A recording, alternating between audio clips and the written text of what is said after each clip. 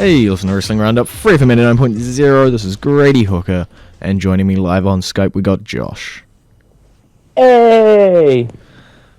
So, to start off Raw, John Cena decides to grace us with his presence live via satellite.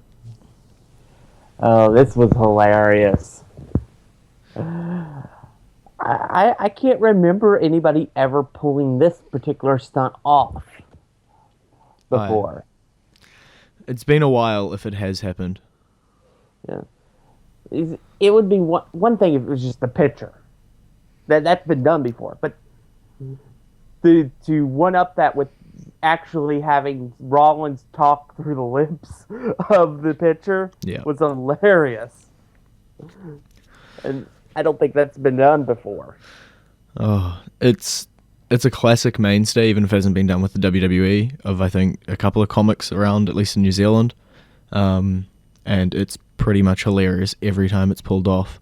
I had a non-wrestling friend next to me. We were doing something at uni, and Raw was on, so I was flicking through the WWE network, and I went on to just the WWE.com homepage, and there was just that picture of John Cena with Seth Rollins' lips poking through it on a giant Titantron. And I had to explain to this guy a lot of things. But yeah, it was a great, funny way to start off. Recently, we've been starting off with a lot of talking segments. And at least this talking segment was funny. The rest of Raw, I want to say not much happened. The tag team scene heated up a little. And we got our match announced for SummerSlam. Not really that big of a surprise. No. One way you could play it is, now you know that when you know SummerSlam, they're trying to make it exactly like WrestleMania. It's not when they give it the same amount of hours and all of that. It's when they make it like 50 tag teams in a match. It definitely seems like they're trying to squeeze their talent on the card for SummerSlam.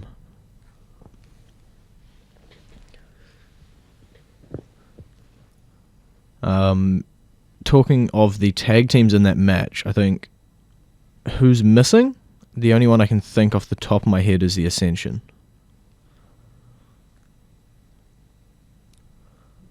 I don't think... Oh, my phone's too far away. I don't think there's anybody else who is a tag team that's a big enough player. Yeah.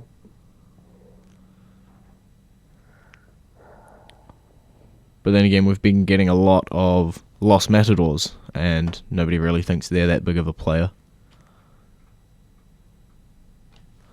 Yeah, it's going to be interesting. It definitely seems the match, they've got primetime players as the champs heading in. Matadors who have been acting as faces, Lucha Dragons who are definitely faces, and then the New Day are the only true heel team in there. Yeah, when they announced the match, there's a very interesting thing that happened. New Day began to rattle off some tag team names. Like who is else going to be in the match? And all the teams they named, Harlem Heat, Doom, Men on a Mission, were all black tag teams. I did notice that. That's the only ones they didn't mention that were Crime Time and the Soul Patrol. Yeah. I had to plead a little bit of ignorance here. I had to go back and check who Doom was. But that definitely clarified with me that it was on purpose. If you're naming 3 tag teams, you don't accidentally name that group of people. And I don't know if it's trying to counteract. See, I might be drawing lines on a conspiracy board where there aren't any, but trying to counteract Hogan, or it's a change that's happening to that team, and they're leading them more down that route. Or they just decided to do it as a one-off spot. But we've also got our Intercontinental Champion Ryback. He's back. Knee less like a basketball. He looks healthy again. I swear it was like just last week that we were talking about the basketball. Yeah. Well, that's the type of thing that can clear up really quickly, or it can linger. And luckily it cleared up before SummerSlam, so we can get this Miz Big Show feud out of the way.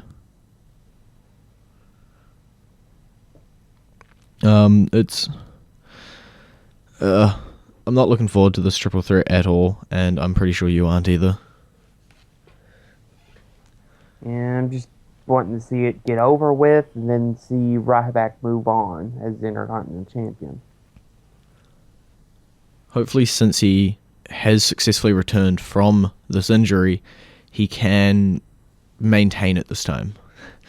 The injury was not his fault last time, as far as I know. It was a freak accident, and then he got sidelined, and he just had the title. So I'm hoping this time he's returned, he's back, he's healthy, he'll win this match, and he'll move forward and make something with the title.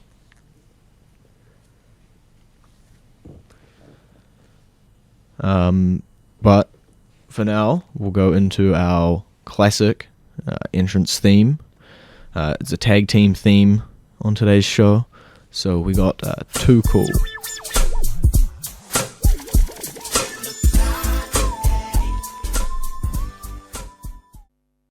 And you're back with Wrestling Roundup, FreeFM 89.0, Grady and Josh. So going from something that nobody wants to see to something that at least I want to see.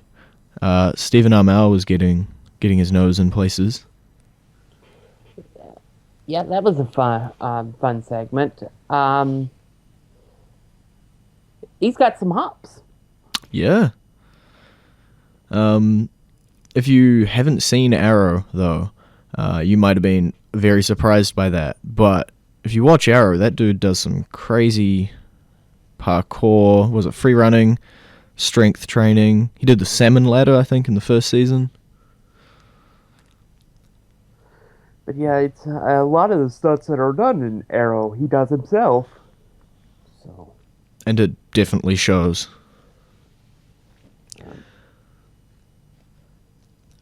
Yeah, it's very interesting. We've got a tag team match coming out of this. Yeah. Barrett and Stardust versus Neville and Amell. There was always going to be a tag team. I don't think Amell could hold the match on his own. But with Neville versus Stardust and a partner, Barrett seems like a pretty weird inclusion for that. The thing that made the most sense to me was actually The Miz, if he wasn't busy with his Intercontinental feud. People seem to be pitching that on the internet as it was Stardust would take on the Green Arrow part of him, while The Miz would take on the Hollywood actor part of him. Yeah, that would make sense, but of course WWE often doesn't make sense. Yeah, so instead we'll just throw in Barrett.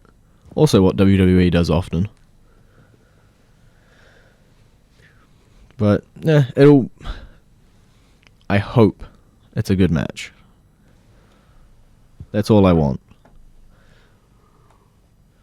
Is it that bad of me to ask that I want a celebrity inclusion match to be good?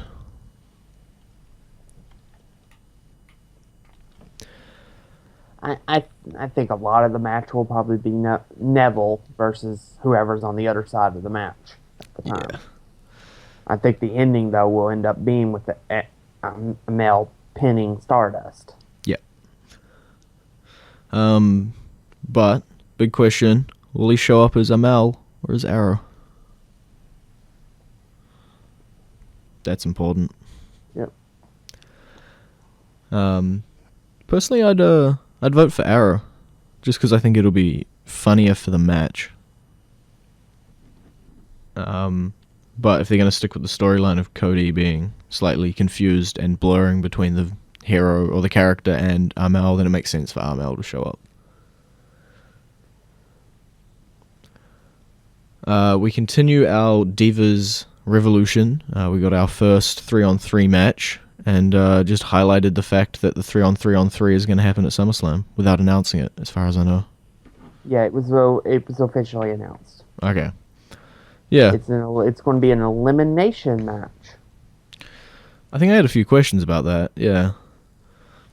But nothing else was announced as far as the rules of the elimination match. Just, it's going to be Team Bad versus Team PCB versus Team Bella in an elimination match. 9-diva, 3-team tag team match, elimination match. That's so useful of them. Yeah, I think the way I wanted it was 3 people in the ring at once, I think is the most important part to me. But they never do that when they do their multiple tag team matches, so I don't see them doing it now. And the other one was whether it was going to be single elimination, like single fall, or elimination of the teammates, which I imagine it's going to be single fall. I think it'll be elimination of each person. Really? That's what I want. They've got 4 hours to fill. True. I'd prefer that. Definitely. And if they do that, it'll be interesting to see what order they take everybody out in. As to whether they'll... No offense to her, but I imagine they'll take out Alicia Fox pretty early on. And then I guess the rest is all up in the air. Brie will probably be out pretty much after that. But hey, we'll see how it goes. With the Divas, who do you guess as the team coming out that's going to be on top or on win? PCB. You're going with the PCB?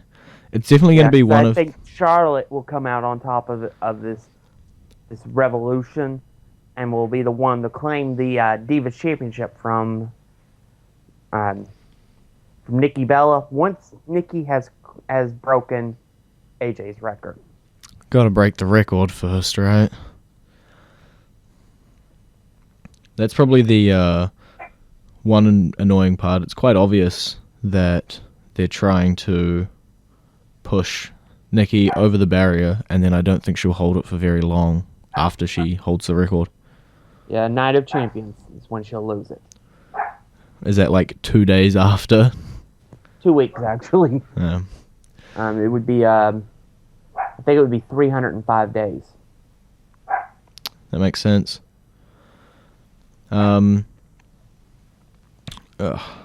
We'll see how it goes. I'm interested, and it's been a while since I've been interested in a Divas feud.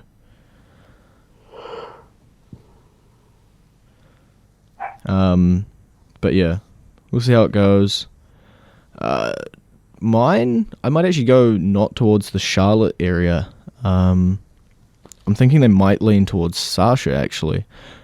Just because I think, is it the night before SummerSlam, she has to drop the title, I presume, on NXT.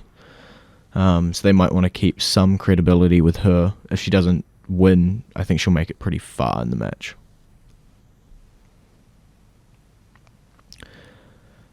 So we'll go into our current entrance theme, because I mentioned NXT, and that's a great segue.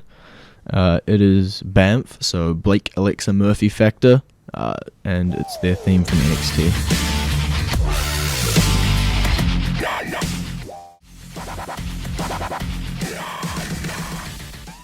And you're back with the Wrestling Roundup, FreeFM 89.0, Grady and Josh. So Rusev decides to be entertaining, and it's confusing. Is it Lana versus Summer? Is it a mixed tag? Is Henry there? What's going on? Henry's basically just filler. That's all he is. He's filler until Ziggler comes back. I would not at all be surprised with next week they announce Lana versus Summer Rae. I would not be surprised if next week they do a mixed tag match. announce a mixed tag match for SummerSlam. The only confusing part to me about Rusev and everything, or Mark Henry, should I say, is with Mark Henry, they said, basically Rusev squashed him essentially a couple of times now. And on SmackDown, he teamed with the Primetime Players against the New Day, and the New Day complained that Henry was just too hard.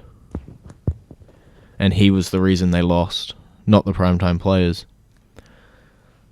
I can't tell if Henry's being booked as a monster or booked as a dude who's losing to Rusev. But I guess that depends on the day. We've also got the Wyatts versus, I don't know, the Shield, or what's left of them. And I still have not... Are we going 2-on-2? Is that first of all, do you think we're going to stay 2-on-2? Yes.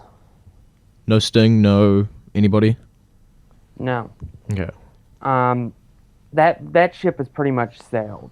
There's always a chance it may add a third person, both teams, but it's pretty much sailed, at least at this point in time. Okay. I'm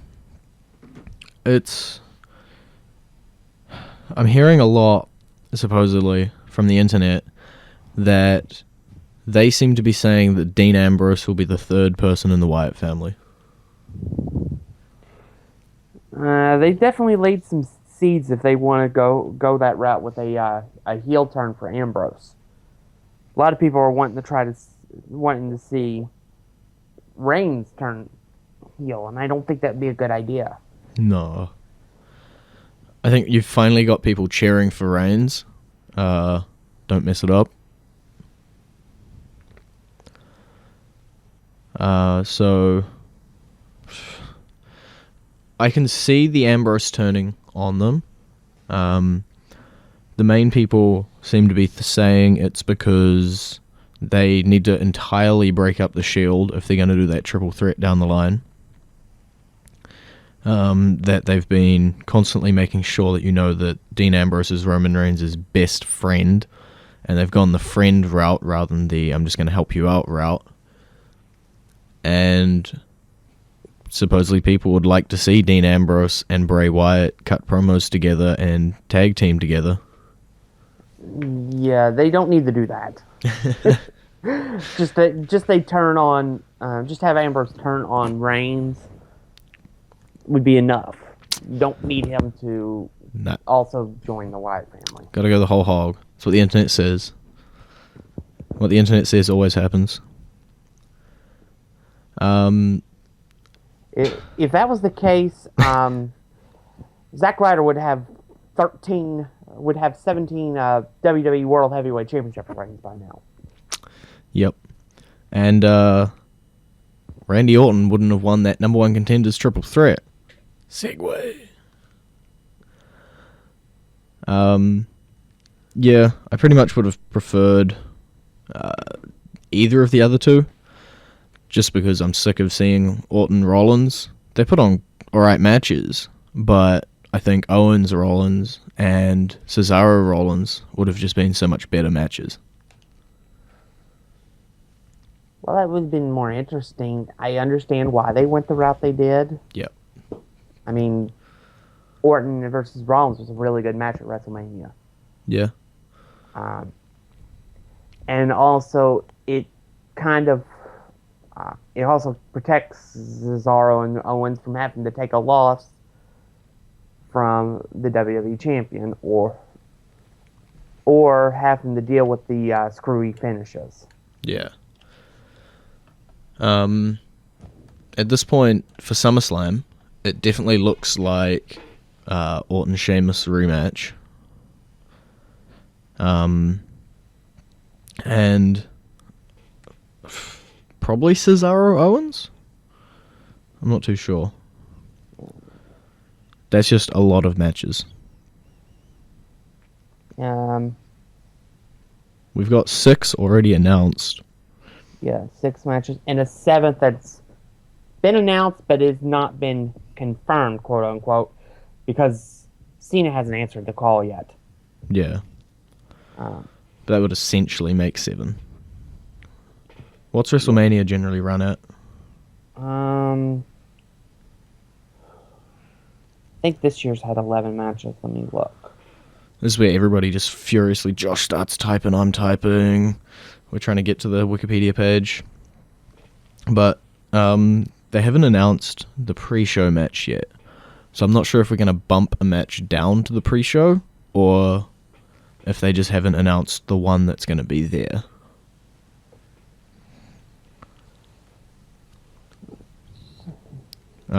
Personally, I don't know if I'd put it there just because people love them, but Cesaro Owens, if it's going to happen. There were only 7 matches on WrestleMania's main card. There were 2 pre-show matches. Wow. But there were 7 matches on the main card. WrestleMania 30 also had 7 on the main card. Okay, then. SummerSlam might be filling up, then. But, of course, you had a bunch of matches that went at least 15 minutes long. True. So I'd say Cena accepts the challenge, the WWE title match set. Cesaro Owens, possibly on the pre-show. Orton Sheamus, and that might close out SummerSlam's card. Oh, sorry, and the Quick Divas or mixed tag. Summer, Lana, Rusev, Ziggler. And that's probably all you can announce. They might even not have time to do a Cesaro Owens. No, that'll be done. That's in the plans.